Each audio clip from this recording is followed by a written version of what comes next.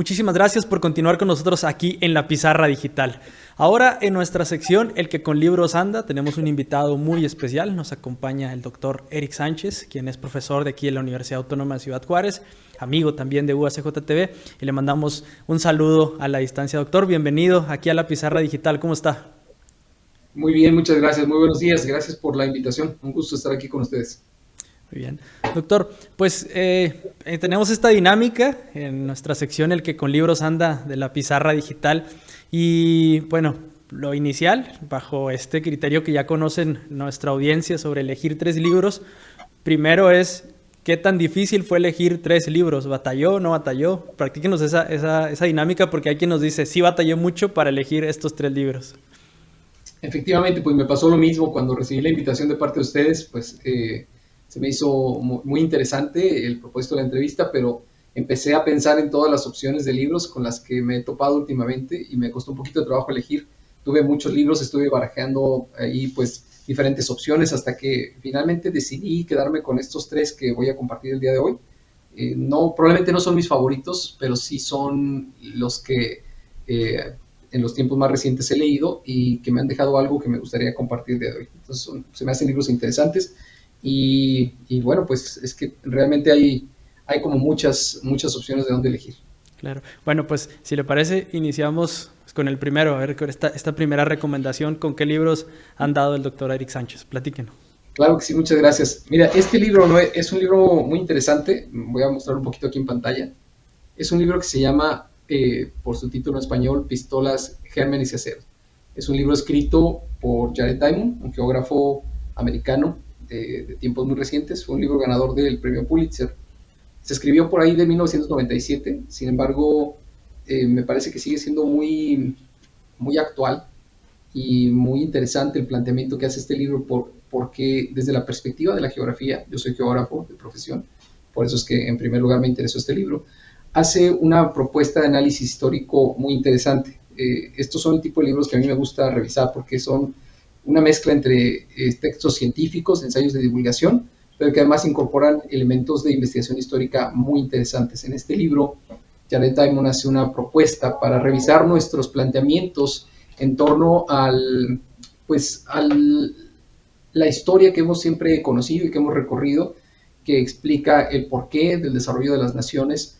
Y en este caso en particular hace pues una revisión de las razones por las que se dieron muchos de los procesos de evolución, de expansión y evolución cultural en muchas partes del mundo, relacionados sobre todo con los periodos de dominación europea, pues alrededor de todo el planeta, ¿no?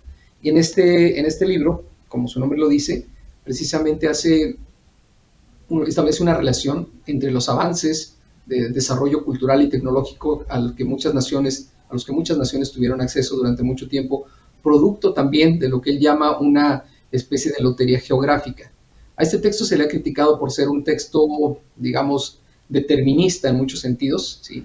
Porque establece un vínculo muy estrecho y muy claro entre lo que son las condiciones geográficas en las que se dieron pues, los inicios del desarrollo cultural y social de muchas sociedades en el mundo y sus posibilidades y sus alcances de hoy en día. Entonces, si bien no justifica que los países más desarrollados o las sociedades más desarrolladas, digamos, hayan tenido estas oportunidades solo por el hecho de encontrarse donde se encuentran, sí nos pone a reflexionar y nos hace pues entender por qué ciertas ventajas de localización, ciertas ventajas que históricamente le permitieron a esas sociedades una diseminación cultural mucho más sencilla, mucho más ágil quizá que en otros lugares del mundo, pues entonces les dio esa posibilidad más adelante de establecer precisamente condiciones de dominación sobre otras sociedades.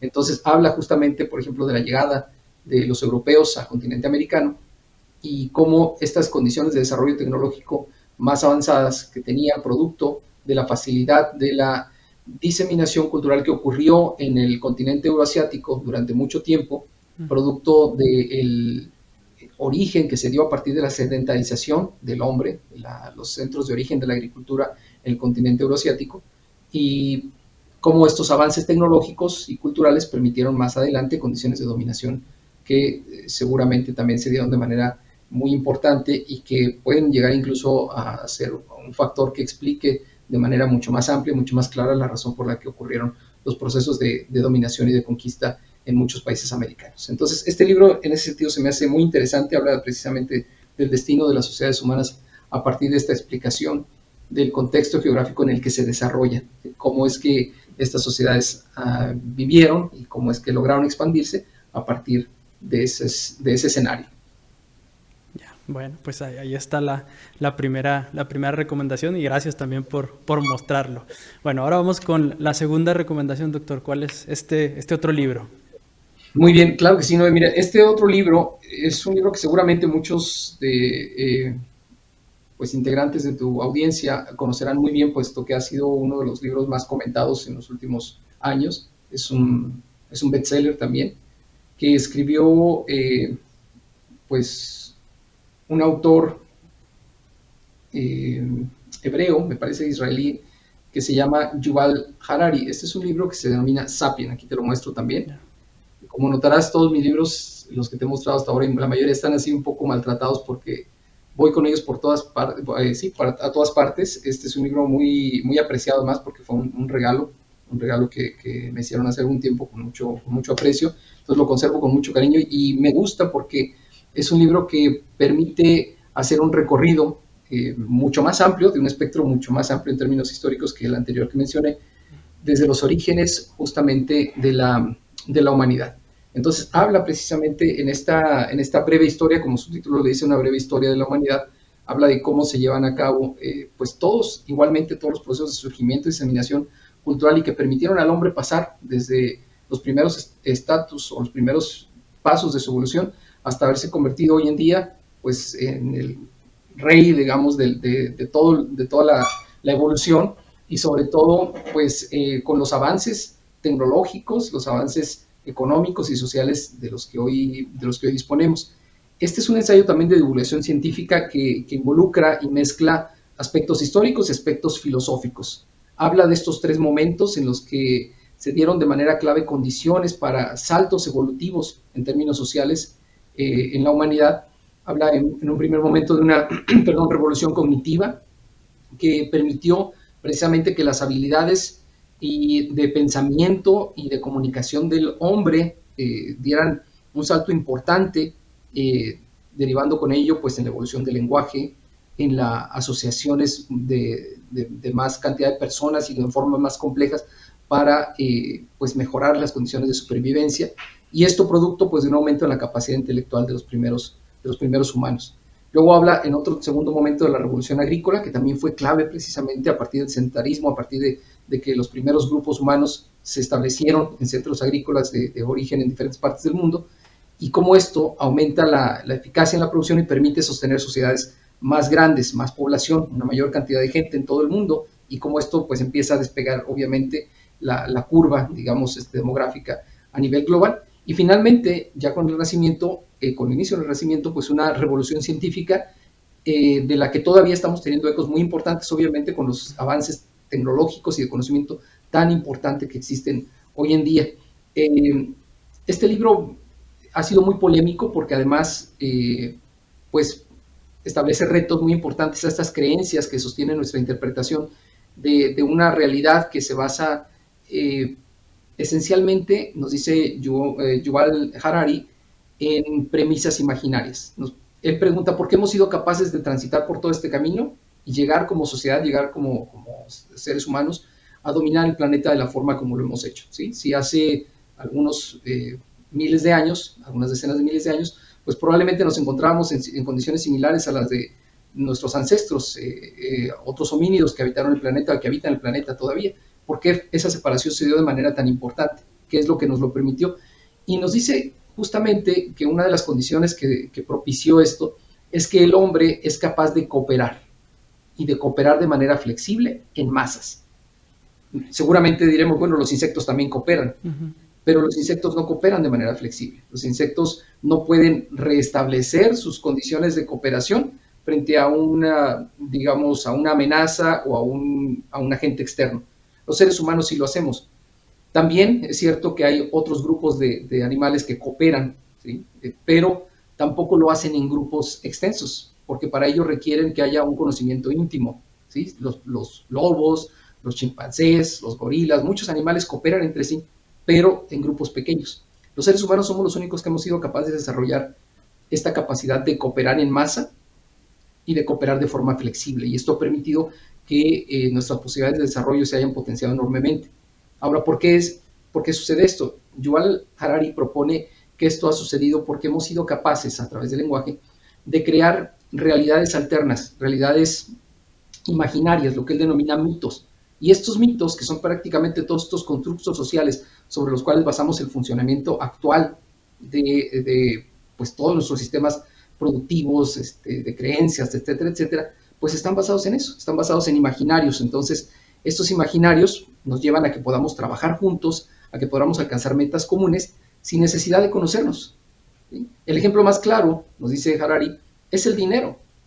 Hoy en día tú, yo, cualquier persona que nos esté escuchando en este momento, confía perfectamente en que el dinero es un medio a través del cual puede pues, establecer un mecanismo de intercambio para adquirir un bien, para adquirir un servicio, para adquirir algo que necesita, ¿no? Entonces todos confiamos en dinero, aunque no nos conozcamos, aunque no sepamos quién es el otro al que le estamos dando el dinero o de quien estamos recibiendo el dinero, todos confiamos en el dinero. Este es un constructo de estos que hemos creado precisamente que nos ha permitido establecer redes muy complejas y muy amplias de interconexión, de cooperación, que nos generan bases sobre las cuales hemos podido establecer el desarrollo.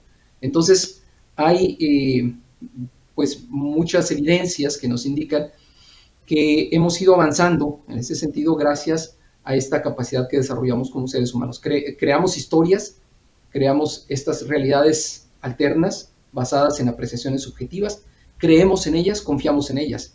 Nuestros propios sistemas políticos, nuestros propios sistemas económicos, nuestros sistemas religiosos, todas las cosas en las que confiamos para avanzar en diferentes ámbitos del desarrollo de la humanidad, son historias que hemos creado y en las cuales confiamos, ¿sí? Probablemente no todos confiamos en todas. Puse el ejemplo del dinero hace un momento porque quizá es una de las historias o es uno de estos constructos sociales en los que prácticamente todos, digamos, creemos y confiamos. Si yo te propongo ahorita o te hablo sobre un asunto de nacionalismo en México o sobre un asunto religioso o sobre un asunto político, seguramente me dirás, sí, pero yo no comparto esa creencia, pero seguramente la comparto con otros tantos, ¿no? Pero así como eso, hay muchas historias creadas que nos han permitido justamente adherirnos a esa construcción, confiar en ella y avanzar en términos de objetivos, de obtención de objetivos comunes para generar condiciones de desarrollo. Entonces, allí Yuval Harari establece justamente esta tesis de por qué se dio este proceso evolutivo tan marcado, con una diferencia tan marcada y tan distinto al de otras especies en nuestro planeta. Este libro, que se llama Sapiens, entonces recoge pues esta historia y establece esta tesis para explicar nuestro desarrollo como seres humanos. Es un libro muy interesante, muy polémico también, pero seguramente muchos de nuestros amigos en la audiencia han escuchado, igual que el anterior, estos dos libros han sido ya traducidos al español, y se encuentran prácticamente en todos lados, son bastante conocidos. Son dos de los que más han llamado mi atención recientemente y que pues comparto hoy con ustedes. Sí, un gran libro, sí, definitivamente. Doctor, bueno, todo lector tiene su ritual, ¿no? Y ahorita que decía al inicio me llamó la atención que como el anterior que se veía gastado porque pues hay que llevarlo donde andemos, pero ¿cómo es esa relación de usted con el libro? ¿Hace notas, subraya, dobla? ¿Cómo es esa relación, ese ritual ya en la lectura? Antes de pasar a la tercera recomendación. En realidad es muy sencillo, sí, en realidad es muy sencillo, ¿no? Mis libros, la mayoría de mis libros no están rayados ni están marcados, porque también confío en que mis libros en algún momento terminen en manos de alguien más, leyéndolos a alguien más. Entonces, yo hago una interpretación propia del texto y lo que hago normalmente es tomar notas fuera del libro. Cuando hay algo que me interesa mucho, cuando hay algo que quiero conservar, esas notas las tomo fuera. Porque también me he topado con libros de estos que tú dices que están rayados, que están doblados, que están subrayados, y cuando los empiezo a leer, esas notas o esas pues subrayados que encuentro por ahí, influyen en mi propia interpretación. Entonces, yo procuro que al leer un libro, el libro se conserve tal como está, que sea el libro quien hable a la siguiente persona que lo va a leer. Entonces, procuro no colocarle yo ninguna interpretación propia, no hacerle, pues, dobleces, no hacerle nada, tratar de conservarlo lo mejor posible. Están maltratados por fuera, eso sí, mis libros están maltratados porque los llevo a todas partes. Probablemente ese es parte de mi ritual. Los libros prácticamente me acompañan a todos lados. Cuando salgo y sé que voy a tener un tiempo, al menos unos minutos, unas horas, no sé, viajo en avión o voy en el carro y no voy manejando, voy a hacer una espera en algún lugar, procuro siempre llevar un libro conmigo, el libro que está en curso. Tengo junto a mí en el buró de mi recámara unos libros que están siempre, digamos, en uso, son los libros que estoy leyendo. Tengo 5, 6, 7 libros al mismo tiempo abiertos, algunos han durado ahí mucho tiempo y no avanzan, otros salen muy rápido, pero siempre tengo un alterón de libros en curso y son de los que tomo, dependiendo de a dónde voy, cuánto peso puedo llevar, porque hay libros muy pesados. Este libro de Sapiens, en esta edición es una edición pesada, entonces dependiendo de cuánto peso estoy dispuesto a cargar en ese momento, tomo uno o tomo otro libro y continúo la lectura de donde la dejé. Entonces están maltratados por fuera porque mi ritual es ese, mi ritual es llevarlos prácticamente a donde voy. A veces incluso mi esposa me dice, oye, pero ¿por qué llevas un libro aquí? Bueno, voy a tener unos minutos, en lugar de no hacer nada, pues quiero aprovecharlos claro, leyendo un poquito. Y a veces avanzo 2 páginas, a veces media página, pero ya siento que eso fue también parte de mi compromiso con los libros que tengo siempre abiertos, ¿no? Qué interesante. Bueno, gracias por compartirnos esa experiencia. Vamos a la tercera recomendación, por favor, doctor. Claro que sí. Mira, este es el tercer libro, este libro que comparto con ustedes. Es un libro, pues 2 autores canadienses, Darrell Bricker y John Ibbitson. Se llama Empty Planet. Pues el shock del declive de la población mundial. Ese es un tema muy pertinente actualmente por las características o más bien por las condiciones en las que hemos vivido situaciones complejas a nivel global, como la contingencia sanitaria por la que todavía estamos pasando por el COVID-19, por ejemplo. Esto nos ha permitido, yo creo que a todos, replantearnos y preguntarnos acerca del impacto que tienen las decisiones que tomamos de manera individual, la forma como establecemos justamente estas redes de cooperación de las que hablaba hace un momento, y nuestro papel como sociedad en términos globales. Durante mucho tiempo, seguramente tú lo recordarás, porque estos eran temas incluso de la escuela, muchos lo escuchamos en la primaria, en la secundaria, no lo sé, en la preparatoria, hablar sobre este asunto de la explosión demográfica, y se convirtió en un término prácticamente de uso común. Todo el mundo en los 80s, en los 70s, en los 80s hablaba de la explosión demográfica y se veía como una amenaza, o se ha visto como una amenaza muy importante para la viabilidad de la sociedad actual.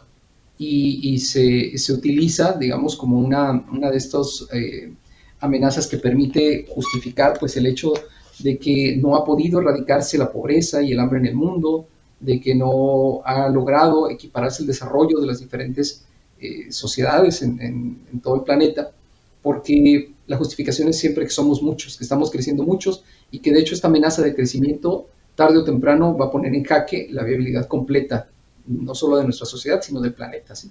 Entonces las amenazas ambientales, los riesgos del cambio climático, del calentamiento global, toda esta crisis que tenemos de pérdida de biodiversidad, de especies invasivas, etcétera, que ocurre en el ámbito ambiental, pues normalmente referimos a ella en términos del crecimiento de la población. Somos muchos, demandamos muchos alimentos, demandamos muchos recursos y entonces estamos al borde de una crisis. Nos lo han dicho mucho tiempo todo el mundo, lo hemos escuchado por todos lados. De hecho, pues hay películas hasta famosas, ¿no?, que hablan sobre esto, en los 70s, que hablan de esta crisis en la que pues se acabaría el alimento, se acabarían los recursos y prácticamente estaremos viviendo de estas pastillas o tabletas de algas verdes en la película esta de los 70s muy famosa de Soylent Green, donde pues ya no había nada que comer, ¿no?, porque la población había crecido tanto que nos habíamos agotado los recursos del planeta. Ciertamente esta sigue siendo un tema muy importante y las Naciones Unidas nos indican que, de acuerdo con sus proyecciones de población, en un momento dado, por ahí del 2100, pues seguramente vamos a llegar a superar los 11.000 millones de habitantes. Hoy estamos por arriba de los 7.000 millones, 7.500 millones de habitantes, y nos dice que en unos 50 años más seguramente andaremos cerca de los 12.000 millones de habitantes. Y esto parece una predicción pues casi catastrófica. Nos da miedo pensar que un crecimiento de esta naturaleza pues realmente esté poniendo ya en una amenaza seria la viabilidad de nuestros ecosistemas, la viabilidad de los sistemas productivos y por supuesto la convivencia y pues el desenvolvimiento de la sociedad, ¿no?, el desarrollo de la sociedad. Entonces, en este libro, Empty Planet, estos 2 autores nos hacen una revisión de estas proyecciones de crecimiento de la población y nos dicen que muy probablemente esto no va a ocurrir ni tan pronto, ni de manera digamos, estruendosa o catastrófica como nos lo habíamos venido imaginando durante décadas, por varias razones. Ellos hacen una revisión de las proyecciones de crecimiento poblacional y lo que encuentran es que las curvas de población a nivel internacional se están estabilizando. De hecho, lo podemos ver en países europeos, lo vemos claramente en videos o si hemos viajado. Cada vez hay menos niños en las sociedades desarrolladas. Las familias modernas de las sociedades desarrolladas cada vez están tomando la opción de tener menos niños. Nosotros lo vemos, probablemente nuestros padres todavía tuvieron, nosotros mismos tenemos 3, 4, 5 hermanos, nuestros padres tuvieron 6, 7, 8 hermanos, nuestros tíos son 6 o 7, hasta 9, no sé cuántos hermanos son, los abuelos, los hermanos de nuestros abuelos son mucho más, pero cada día, y sobre todo conforme avanzan, tres factores que son muy importantes que citan estos autores. Uno, la urbanización de la sociedad. Conforme se incrementan la urbanización, es decir, conforme las familias están habitando más en ciudades y menos en el campo, conforme aumentan los niveles educativos de la mujer, que eso es muy importante, ahora las mujeres cada vez más están accediendo a niveles de educación superior que antes no tenían, y eso es un factor muy interesante, muy importante. Y por supuesto, conforme se diseminan mucho más todos el conocimiento y los movimientos emancipatorios femeninos, pues también por supuesto que hay una conciencia más clara, no solamente sobre los derechos, sino sobre las oportunidades que las mujeres tienen y deben por supuesto tener a su alcance de la misma forma que los varones. Entonces, estos tres factores que han ido aumentando de manera muy importante en las últimas décadas, están jugando un factor muy crucial, digamos, en este proceso de la estabilización de la población. Si yo les pregunto a mis hijas hoy en día, de hecho lo hice anoche, hablamos sobre este libro precisamente en preparación de esta entrevista, y les preguntaba sobre sus ideas de tener hijos. Ellas tienen 20 y tantos años, y nos las dos me decían, nos decían a mi esposa y a mí, que por ahora ellas no tenían eso contemplado, y no era como una meta en su vida pensar en tener hijos. Y probablemente eso sí fue una meta para mi mamá a su edad, o incluso probablemente para mí a su edad. Entonces, los patrones culturales están cambiando. Esta idea sobre el número de integrantes de una familia, sobre cuándo tener los hijos, que eso también está pasando. Las mujeres en el mundo cada vez más, conforme estos tres factores se están incrementando, están retrasando más la edad a la que inician su etapa reproductiva. Entonces, esto, por supuesto, pues disminuye la cantidad de hijos que eventualmente van a tener. Entonces, estos autores nos dicen que el planeta más bien, en lugar de ir en el sentido catastrófico de las profecías pues de explosión demográfica y de caos que durante mucho tiempo pensamos que ocurrirían, estas proyecciones malthusianas de crecimiento de la población en la que justamente se provocaría un desequilibrio y una explosión catastrófica, pues más bien van en el otro sentido, ¿sí? Nos muestran evidencias de cómo las sociedades, conforme han ido avanzando, van incrementando estos tres factores y por supuesto van disminuyendo el número de habitantes y van estabilizando las curvas de población. Entonces, es un escenario alternativo muy interesante, es un libro que me parece muy provocador, muy pertinente de entender y de conocer en estos días, porque aunque puede parecer algo global, normalmente las cosas o las amenazas o los escenarios de carácter global solemos descartarlos, solemos dejárselos a alguien más, ¿no? No pensamos mucho en términos globales, y el de la población, es un tema bien interesante, porque justamente en términos de números, pues desde luego que somos un factor como sociedad global, somos un factor determinante en las condiciones de viabilidad del propio planeta, ¿no? Y yo creo que algo importante de reflexionar en ese sentido es no solamente los números, no solamente cuántos terminaremos siendo o no dentro de 30 años o dentro de 100 años. Ellos dicen, por ejemplo, que a partir del 2050 va a iniciar un proceso de estabilización de las curvas de crecimiento poblacional muy interesante, que se va a notar prácticamente en todo el mundo. Probablemente en algunas sociedades esto todavía está siendo más lento, en África, por ejemplo, pero aún en África ellos citan ejemplos de países donde ya las curvas de natalidad se están estabilizando, donde las tasas de reemplazo de 2.1 habitantes que se requieren para mantener el crecimiento de la población están disminuyendo. Y hablan de todos los países en los que esta tasa de reemplazo de 2.1 pues ya prácticamente desapareció. Están por abajo de dos nacimientos por pareja, en algunos casos hasta uno, o muy cercano al 1, en países como Japón, por ejemplo, o en países del norte de Europa. Y lo que vemos ahí es que, pues bueno, si vamos a ser menos habitantes y las curvas de población se van a estabilizar y no van a crecer al ritmo que seguramente estábamos esperando que ocurrieran, pues sigue habiendo otras amenazas que son muy importantes, aun cuando no seamos tantos habitantes como esperábamos. Y una de ellas es justamente el consumo. Entonces, hablan de estos factores también que están pues interfiriendo o están interviniendo más bien para que, a pesar de que las curvas sean menos pronunciadas y crezcamos menos como sociedad global, pues sigamos representando amenazas a la viabilidad del planeta. Y eso es justamente el consumo como una de ellas, ¿no? Entonces, este es el tercer libro, ¿no? Del que pues me dieron ganas hoy de compartir con ustedes, probablemente porque también uno de los más recientes. Este es un libro del 2018, apenas fue editado hace muy poco. Yo invito a la audiencia que lo lean, que hagan un esfuerzo por buscarlo, por encontrarlo, y verán qué interesante planteamiento nos dan estos dos autores. Claro, pues muchas gracias por esta tercera recomendación y también por además ampliarnos en el contenido del mismo, ¿no? Y la importancia de la lectura de este tipo también de temas. Bueno, doctor, pues finalmente, y antes de despedirnos así muy brevemente, regularmente también preguntamos sobre esta relación del libro impreso, libro digital. ¿Consume de los dos tipos de lecturas? ¿Prefiere el impreso? ¿Ahí alterna en cuanto al consumo? ¿Cómo le va en esa relación? Bueno, leo de los dos. Probablemente el tipo de textos que requiero leer para mi trabajo, para llevar a cabo mi trabajo de investigación, normalmente lo hago en formato digital, porque los artículos de revistas o algunos de los libros están disponibles en este medio y bueno, los veo así, los veo como un instrumento de trabajo, entonces creo que estoy adaptado a leerlo en digital. Ya sé que no es lo mismo, y por esa razón, porque también sigo considerando y sigo siendo un poco romántico en ese sentido, los libros que leo por gusto, digamos, por placer, como estos que acabo de mostrar hoy en día, prefiero tenerlos así en físico. Me gusta todavía el placer de la lectura del libro, que disfruto cuando estoy en un momento de descanso, cuando estoy fuera haciendo algo distinto a mi trabajo. Probablemente dirás, bueno, pero al final son temas que tienen un poco que ver con lo que hago en mi trabajo, pero estos son temas que disfruto también de forma lúdica, y por eso estos en particular me gusta tenerlos pues todavía en físico, me gusta leer también así. Bien, bueno, pues muchísimas gracias por aceptar nuestra invitación y compartirnos estos 3 libros, además de la experiencia de la lectura y la reseña también. Gracias, doctor. Muchas gracias, Noé. A tus órdenes. Gracias por la invitación. Un gusto. Bueno, pues ahí están las 3 recomendaciones del doctor Eric Sánchez. Le agradecemos muchísimo que nos haya dado el tiempo de compartir. Recuerden que en cada programa nosotros agregamos aquí en la parte inferior pues detalles sobre los libros, al igual que las portadas, por si les interesan.